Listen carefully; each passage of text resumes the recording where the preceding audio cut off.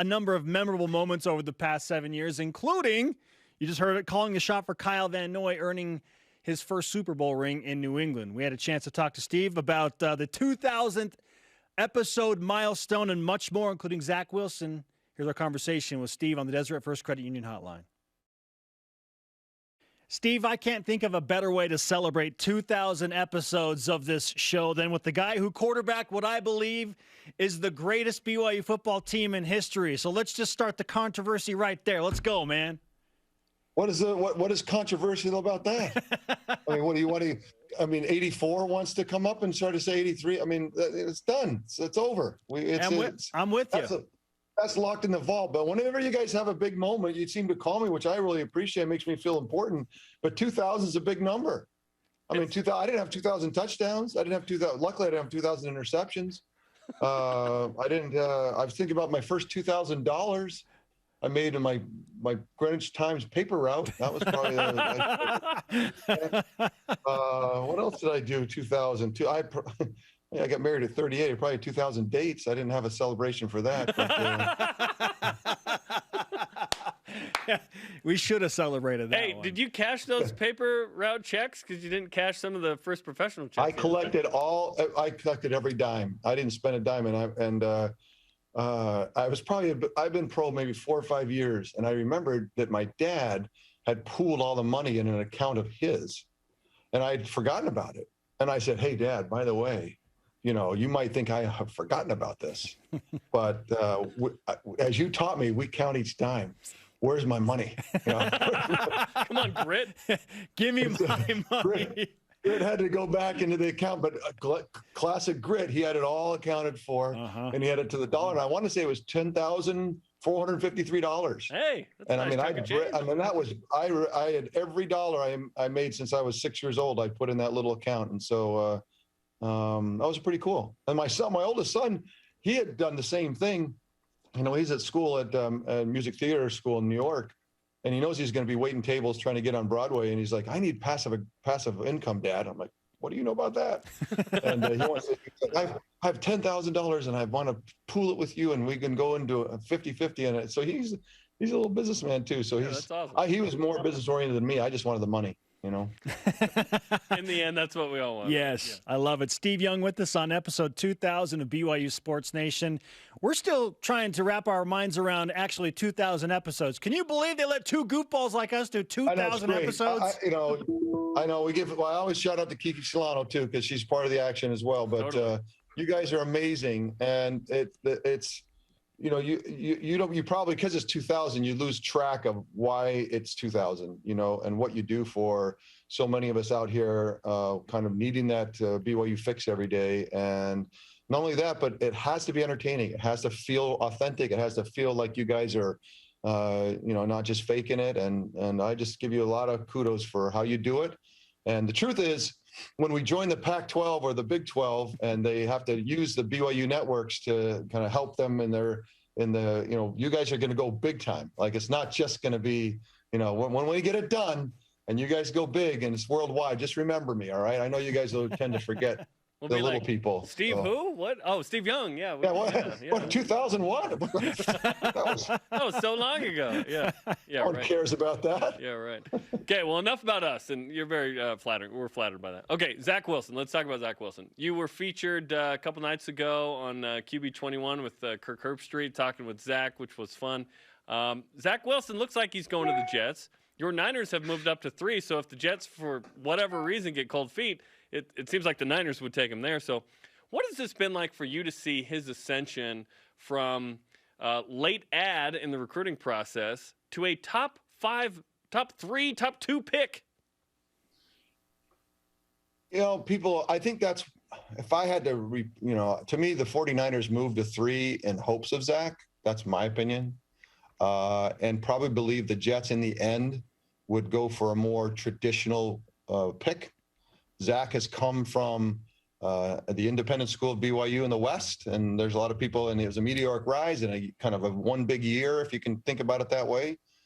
But in that year, Zach did things that, if you study it, my friend Greg Knapp at the Jets, he's the quarterback coach. He coached me at the 49ers, and I love Greg. And he, we were talking earlier in the year as he studied Zach, and he's like, I can't believe some of the things he does. And that is not necessarily a physical trait. It's not necessarily something that, as a layman watching the game would go, oh my gosh. It's the little tiny things that are really unheard of to be done by someone with that little experience. And I think that's why the excitement grew as NFL coaches started to watch the tape after the Super Bowl or whenever their seasons ended. And you noticed that. It was like Zach had his meteoric rise in the NCAA ranks, and then some scouts around and people. But then it was when the coaches of NFL teams, that's when because they augment the scouts' work, because the scout does his work, and then the coaches have to, that's the yeoman's work. And when the coaches started to do that, that's when February, remember in February, there's like, holy cow, he's not the top half of the first round. He's in the top 5. And then it was like the top 2. And then it was like, you know what? I heard a number of people just say, look, if it was me, I'd take him over Trevor. And be like, how is that possible? I mean, what are you talking about? That's nuts. But then you watch the film and what we saw, the little things that are not underappreciated. And that's why it's so hard to make sure that you're really seeing what you're seeing. And Zach is a unique offering to the NFL, flat out. And there is incredible hope that he can repeat the kind of things he did in his junior year for 15 years in the NFL. And that's why he's where he is because they believe that what he did against Boise State and San Diego State and Houston and all others is what he can do for the next 15 years in the NFL. Steve Young with us on BYU Sports Nation discussing Zach Wilson and his NFL prospects. Steve, if indeed Zach is the guy in New York, we heard you say on QB21 with Kirk Herbstreit that he's in the data and you like his attention to detail. You pointed out how Peyton Manning and Tom Brady, and then we'll throw in Drew Brees, those guys just got lost in the data and film review, and they're junkies for the game. Zach has those qualities. But is that enough to help him find success in a place like New York that has struggled so consistently over the past decade? Well, let's build a case for the Jets. Honestly, a year ago, if you said, what are the worst 5 places to be as a quarterback, that would be on the list. And there are more good places for quarterbacks today than there were 20, 30 years ago. I always felt like there was maybe 10 really good spots for quarterbacks to thrive. And in many ways, you would think that everyone would be great at it because that's how you thrive in the NFL. But that's a whole other episode. That's episode 3000 we'll do on why the NFL is so backwards. But there are more than 10 now that are good spots for quarterbacks to help them thrive. The Jets have never been one of them. But the changes in the last 3 or 4 months with Coach Saleh. Saleh is a defensive coordinator. Not my favorite head coaching kind of mindset. I like offensive minded, and I can make a case for it. You can believe it or not, but I just think in history, especially in 2021, you want an offensive minded head coach. But he was in San Francisco. He's been around Kyle and especially Mike Shanahan. They know the 49er. They understand now because the 49er way was lost for the 49ers for 10 years. Now it's back, and it's back in spades. And in many ways, what they did to run to the Super Bowl and what they've done the last couple of years, and how they built a locker room and how they built that sense of collective purpose and partnership between coaches and players and all the things that are part of that 49er, DNA is Coach Saleh has. And now they have offensive coordinator Coach LaFleur, who is at San Francisco, and they have a line coach at San Francisco. They want to run the San Francisco offense. They're going to have some iterations, and I've talked to Greg Knapp about that. And they have Greg Knapp. Greg is a guy that I trust with quarterbacks. If I had a son that played quarterback and Greg could coach them, I'd be like, you know what? He's going to be taken care of. It's not going to be easy. It's not going to run. It's like all of a sudden the Jets just go to the moon. But things are in place that if I was Mike Wilson, Zach's dad, as I've told him many times, things are in place to get better and to give him a chance and to give him the support that he needs. And so that's really from where they were a year ago. That's best case scenario right now. And Joe Douglas is a guy that has Super Bowl rings on his finger, the GM, and he's a kind of guy that if he's picking Zach with 1 year and all the things I just told you about why you wouldn't pick Zach, that just tells you that he's done the work. Joe Douglas is he is no one's fool. And that's why I think maybe the 49ers thought that Joe would pass on Zach because of that nature of who Joe is, that he wouldn't settle on Zach. And because he is a great compliment to what Zach has done, not just on the field for BYU, but what he's done with the Jets in interviews and iterations with coaches, because they put a lot of pressure on him. Give him a playbook the day before. You have 24 hours to study it. Now we're going to talk about it. And so into that original question you said was the data, right? Do you have the aptitude for it? And I think that's, and I said to Zach, he was at my little golf tournament the other day that we do with the charity for Forever Young Foundation, and grateful that he'd come by. And we had a picture with Jim McMahon, Zach, myself, and Ty. Ty came by. And so it was a heck of a picture. And I told him, it's your own fault. If you go to the Jets, it's your fault. I mean, it's not like, and so I think that if you want to make a case for the Jets, that's the best case I can make. And it's a case that I feel comfortable with. There is a West Coast, even today, there's a West Coast, East Coast thinking, even around quarterbacks at times. An idea that the Jets have kind of totally ingratiated themselves to the 49er way with who they brought in as coaches is comforting to me. And so as I talked to Mike Wilson, his dad, is like, I'm comforted by all that. And I think it gives it more of a chance, but they're still the Jets. They're still, need to get a lot of more help. They've got some pieces. They got a tackle. They got, they have a center. They have some defensive linemen. They have guys around. But you've seen this happen in Cleveland. You've seen it happen in Buffalo. You've seen it happen with the Rams with Sean McVay. You get a coach with a plan who understands all this stuff in 2021 and a quarterback that can make it happen. You can start to believe. So yeah. Until further notice, I'm a believer. I've called the Jets the fat-free Niners because of all the influence, like you talked about. That's fair. That's fair. There you go. I did want to ask you this. So if you had come out and the USFL didn't exist and you were going to the NFL, would you have been a top 5 pick? Because it's McMahon and Ziggy as the highest picked BYU Cougars ever. Zach is going to become the highest drafted Cougar ever. But where were you probably going to go in that situation if it was NFL only? Well, Sam Weiss came out and worked me out. The Cincinnati Bengals had the first pick. And then after that workout, he told me they were going to take me. And that's what they told Lee Steinberg, my agent. And that's when Don Klosterman came up from the LA Express. He'd been with the LA Rams, and Sid Gilman and John Hadel. And those are the 3 guys that came up to see me about the LA Express. And Kenny Anderson was the quarterback at the time with the Bengals. And I didn't have a real sense that I wanted to go sit around and watch Kenny Anderson play, nor did I necessarily have a lot of affiliation with, kind of making my career with the Bengals. And so I chose the LA Express, and I, Boomer Esiason, every time I see him, he curses me. He's like, look what you did to me. Cause then they chose Boomer Esiason in the second round that year. And he calls it the Bermuda Triangle. He went for the Bengals, the Jets, and I think it was the Oilers. I can't remember where his third team was.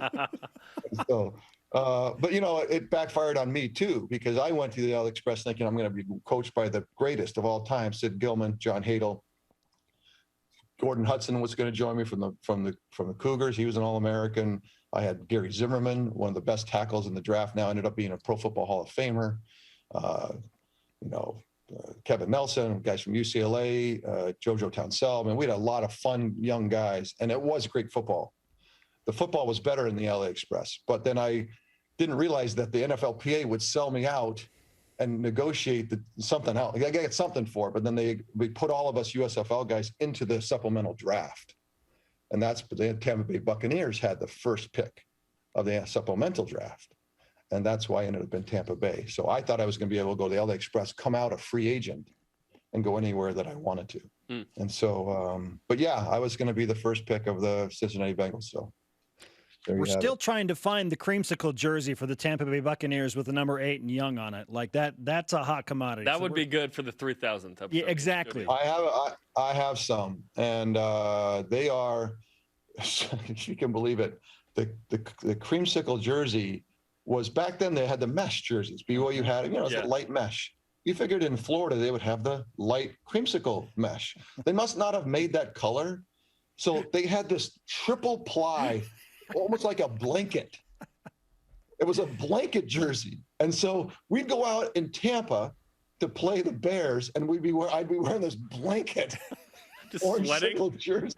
It's like, how could it make it any harder? It's like, it wasn't even pliable. It was kind of like it would fold over, like you try to throw and you hear it, and I was like, anyway, that'll be the 4,000 show. We're talking about the 4,000. Let's line it up. Yeah. Oh, great stuff. Okay, Steve, just looking at matters of success, the Jets won 2 games last year. So if Zach's the guy, what is a reasonable goal in terms of a win total that he and the Jets should shoot for that would show marked success in 2021? Well, the first thing is it's not necessarily a win total, it's the threat. It's a predatory place, the NFL. And everybody, it's a smell test every week, and players are the ultimate, right? Because they prepare because they say, oh, this is a big game, or no, these guys are a joke, like that's how players think about it. So you want to become a tough out. You want the locker room to kind of coalesce. Think about the 49ers, right as Kyle Shanahan showed up and they were terrible. He inherited a decent locker room, which I think the Jets have.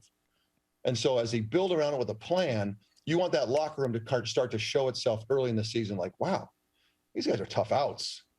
Man, Zach is, he's as good as we thought, and they're like 1-4. That's fine. As long as the smell test says these guys are, do not kid yourself. You're playing the Jets, you better suit up, and that's what you want about midseason is that's how because you don't know how things are going to break. You can have a lot of crappy stuff happen to you and be, 2-6 and say, wow, that is the best 2-6 team I've seen. That's the key.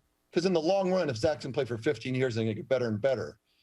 Now, if they have some things break their way, there's no reason why they can't do what the 49ers did in 18 or 17 or I can't remember the first year they kind of got going.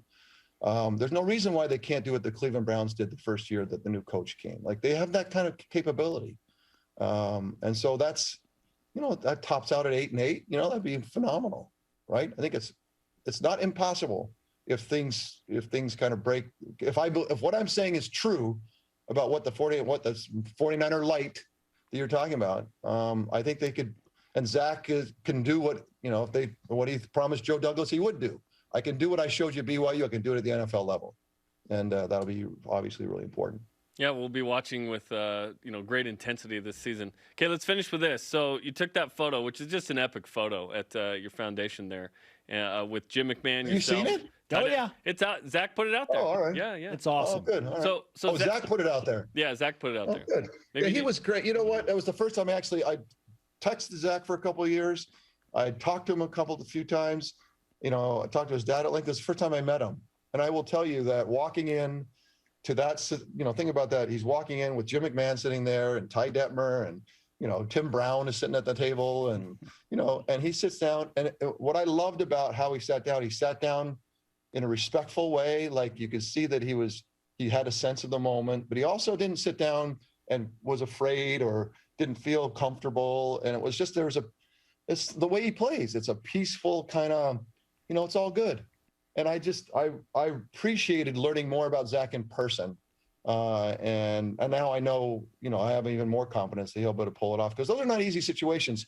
Look, I'm older now. I can see human behavior, and you can see people who are overwhelmed or that they're not ready for he's very natural. That's going to be, I was super excited for him. He told us that we said, what's the best advice Steve's given you? And he said, Steve said, I need to get better at golf. He's forgetting the 40 things I told him before. That was the last thing I said. It's requisite that you be good at golf, right? Like Robbie Bosco's just crushing it here in Provo whenever anyone plays. Taysom Hill's pretty good, apparently. Are you good? I just threw up in my mouth a little bit because I'm sick of Robbie being good at golf. It's so you know what? The problem is that Robbie played in high school as a kid. It's cheating. You can't play golf till you get to college. And then you pick up the clubs, you go out to Hobble Creek, and you look terrible. You lose 10 balls, right? That's part of the rite of passage. You don't get to, just look smooth and easy. And that's Robbie, a smooth and easy golfer. It frustrates me. Same way in 1984 when I won the national champ. Oh no, I didn't. I was not there. Figure that enough time goes by. I told Robbie the other day, I go, Robbie, enough time goes by, they won't remember. I'm just going to claim the national champion because it's just so long ago. Like, oh yeah. We'll start saying that and see how many people believe it. Yeah. Oh, you won. Right. That's why. Yeah. You won the title in '83, Steve. You won the best team ever. You were the national champion in '83. Other than Jarom McNeil is the only reason why, whatever. Let's not belabor it. I agree with you, but let's say that Robbie Bosco is the greatest BYU quarterback golfer in history, although Jim McMahon's close. Okay. I am frustrated lefty playing righty. Keith Clearwater, BYU golfer, late 70s, early 80s, I'm his lifetime project. And I'm going to beat Robbie. Okay. That's my goal. I love it. Love it. I love Live on BYU, just like I did in '84. We're gonna broadcast it, celebrity golf tournament, BYU Sports Nation style. Going to Riverside. Let's go. Yeah. Hey, Steve, thanks so much for all you've done for the show. You've been a great support. Your fan devotion to BYU is second to none. We really appreciate you joining us. Let's go. Let's do it. You guys are great. Steve Young on the Deseret First Credit Union Hotline. Deseret First, you know why, we show how. Always fun to talk with Steve. He's the best, man. He's the GOAT, man. Okay, coming up will be the biggest